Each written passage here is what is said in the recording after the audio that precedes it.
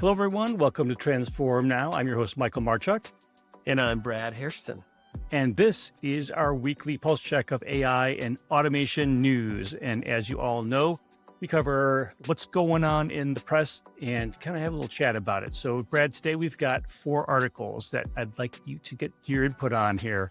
The first one is from a Business Insider, and it's from, I'll just read the title right there. The CEO of a $62 billion data and AI company says people underestimate how hard it is to completely automate tasks. Now, I'm sure you're finding this to be shocking, but what's interesting is where he's coming from. So first of all, who is this guy and what did he say?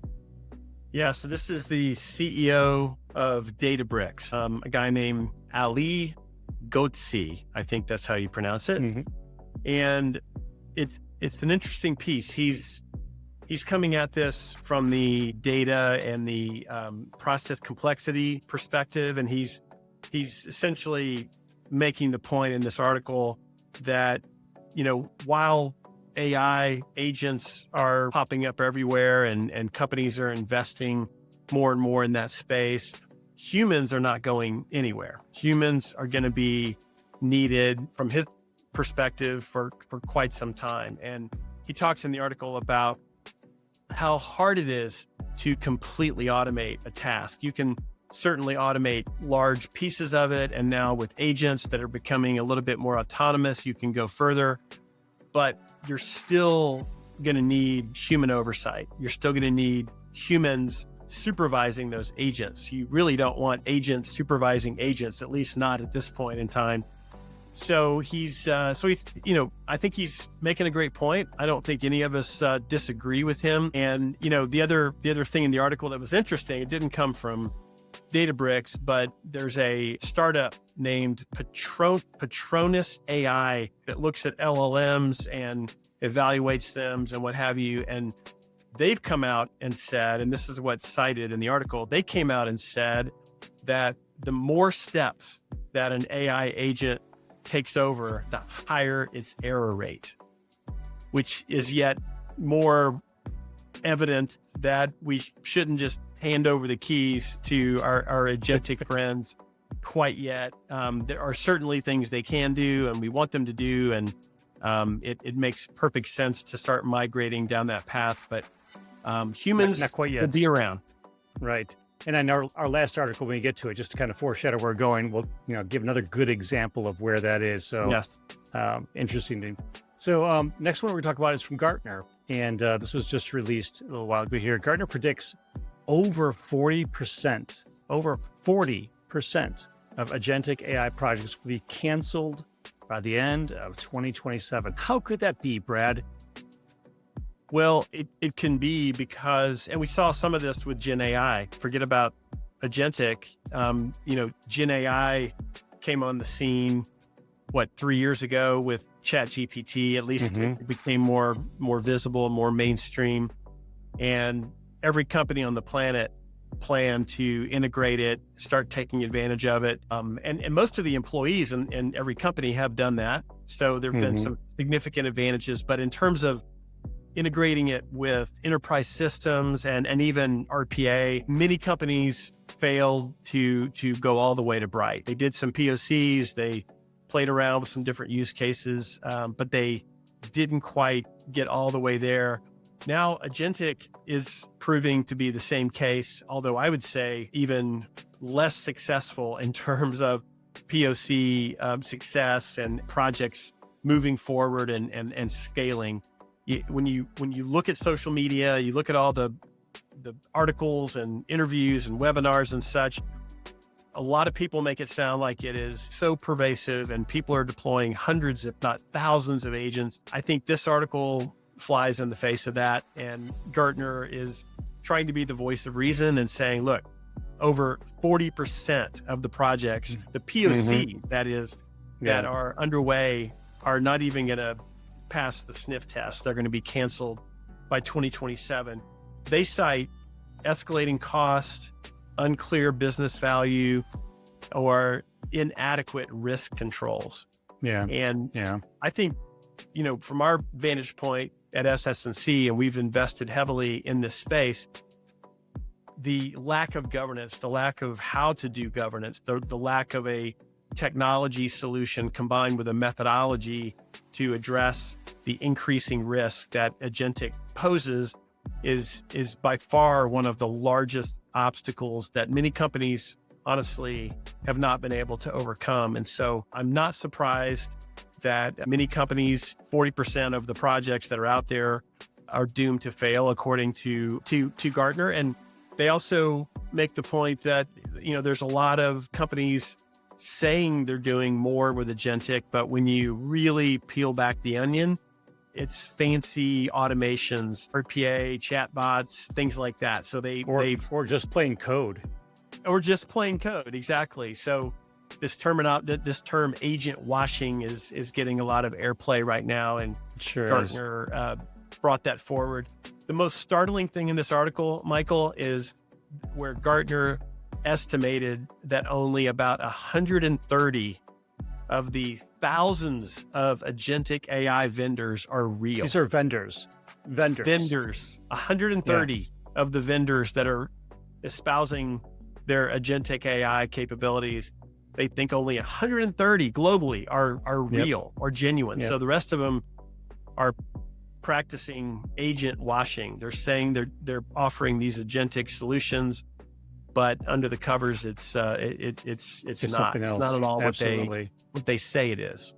Well, speaking of that, what they say it is, and this whole agentic washing piece of it, one of the quotes that I thought was the most telling, and this is something that we've seen over the years of doing automations and whatnot, is using the right tool for the job, right? And this is just in general, and all IT, all in everything. I mean, you give someone a hammer and everything starts looking like it now. We talked about that before. Their quote says, most agentic AI propositions lack significant value or return on investment, as current models don't have the maturity and agency to autonomously achieve complex business goals or follow nuanced instructions over time. Many use cases positioned as agentic today don't require agentic implementations. And this is something we talked about. Use the right tool. There are really good reasons why you'd select an agentic implementation. There's a whole boatload that probably don't need it and would do better with a different type of implementation. So That's right. Absolutely. Gartner also said in the article that they predict by 2028, 15% of day-to-day work decisions will be made autonomously through agentic AI. That's a pretty minuscule number. I think most people are expecting it to be a lot higher. But again, I think Gartner's trying to be the adult in the room here and call out some misleading marketing that's going on. They also predict that by 2028, 33% of enterprise software applications will include some agentic AI. So these are pretty modest predictions, and I'm not sure why or what motivated this hard stance for them to come out and say this, but clearly they don't feel like, as you said with that quote, they don't feel like companies are going after the right projects, the right use cases that deliver clear value or ROI. And so while the technology may be slick and they might create some really cool agents that can float around and do things, can't justify going forward and putting them into production, especially when governance and things like that are still unresolved. That's something that's got to be figured out before any of these projects really go forward. Agreed. All right, so our next article is from CNBC, and it's titled, China's Biggest Public AI Drop Since DeepSeek. Baidu's open source Ernie is about to hit the market. So we have Claude, now we got Ernie. These models are coming out left and right here, aren't they? Yes. And man, it seems like forever since DeepSeek hit the scene and it was what, a week ago? I think it was last year, wasn't it? Or am I wrong? It was last year, but it seems like 10 years ago. Yep. But they caused quite a stir because they came forward with this model that they developed much faster and much cheaper than OpenAI and other, big US tech companies. Now you have this company, Baidu, that is a generative AI language model, large language model that is going open source. So the article says tech experts are split on the impact that it's going to have. Some think that it's going to make everybody shake in their boots, including DeepSeek and the US companies. Others think that it will be, almost not even noticeable in terms of the market impact. And the fact that they're doing open source, certainly that's part of the story that's making it significant. I know Sam Altman responded recently in a US government hearing about open source and how are we going to control that and regulate that. And so he's talking about it. It's certainly on his brain. And I don't think they just think about Meta now when open source comes up. There are other big players that are starting to go that way. But it certainly in some form or fashion puts pressure on the closed providers.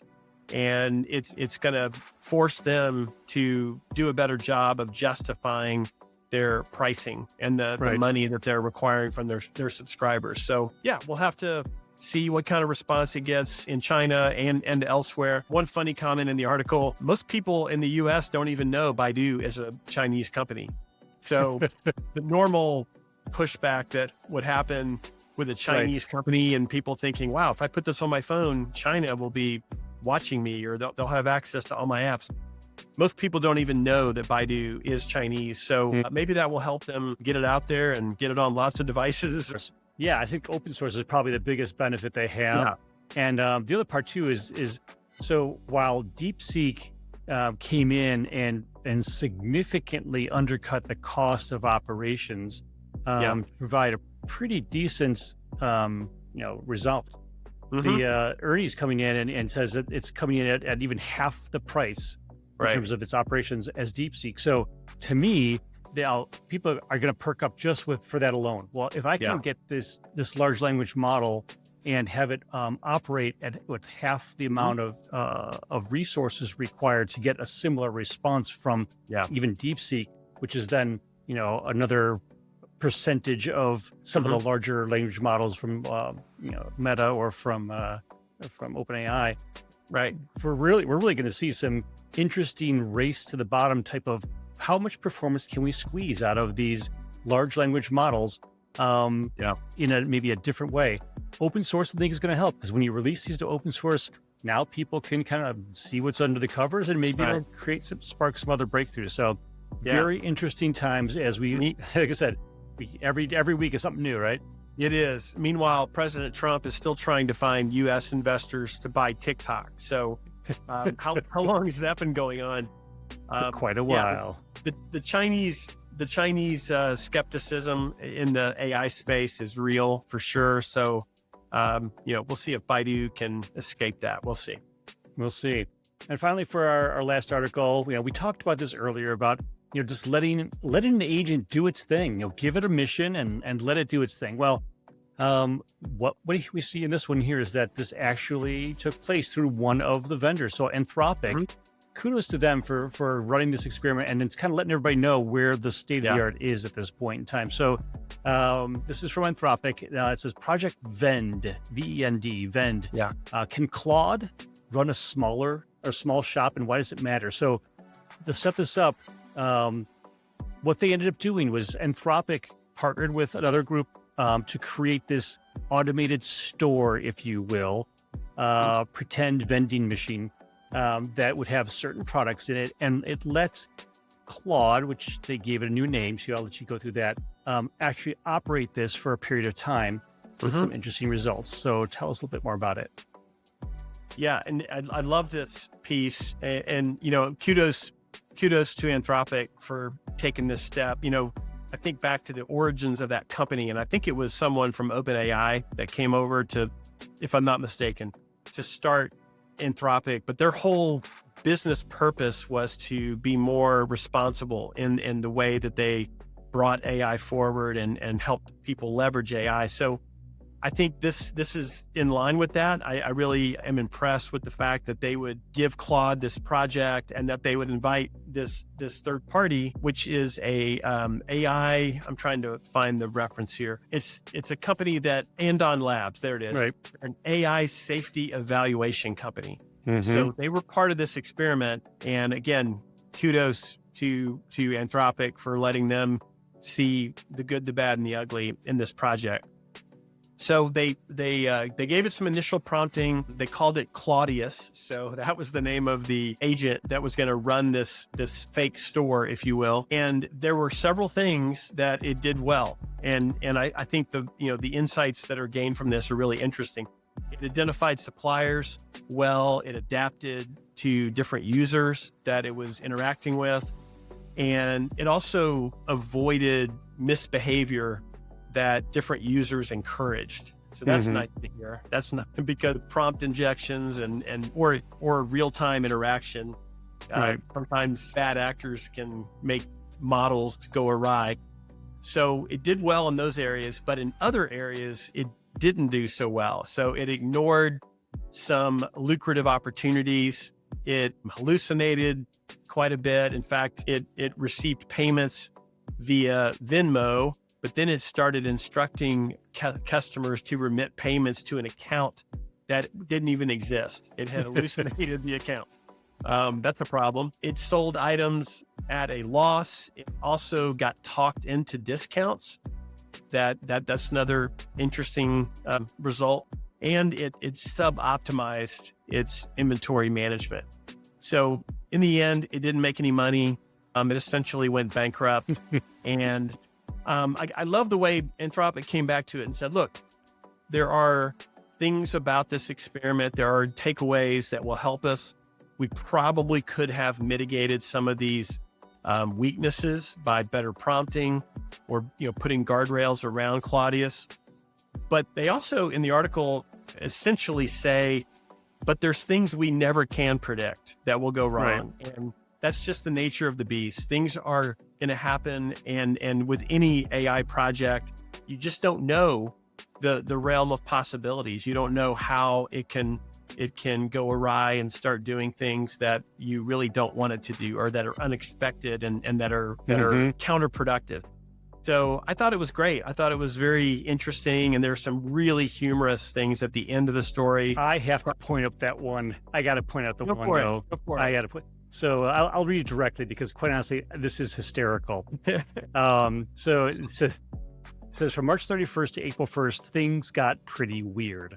On the afternoon of March 31st, Claudius, which is the name of this Claude implementation that was running the store, had a conversation about restocking plans with someone named Sarah at Andon Labs. Now, Andon Labs was their official vendor for this particular thing. Yeah.